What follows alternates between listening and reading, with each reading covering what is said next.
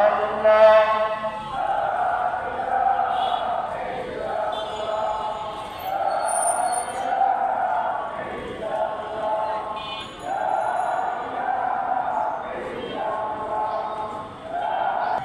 যে মহান রব্বুল আলামিন আমাদেরকে অত্যন্ত দয়া করে মায়া করে মেহেরবানি করে লাইলাতুল নিসফি মিন শাবান অর্থাৎ শবে বরাতের রাত্রিতে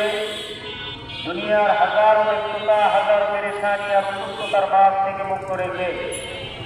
এশারের সালাত এবং সালাত পরবর্তী বরকতময় আলোচনার মজলিসে বসার রব্বে কারীম যে আমাদেরকে তৌফিক দান করেছেন,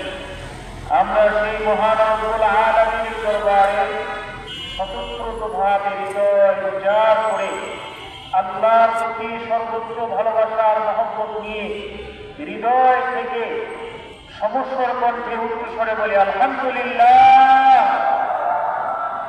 রব্বানা লাকাল হামদ হামদান কাসীরান তাইয়িবান মুবারাকান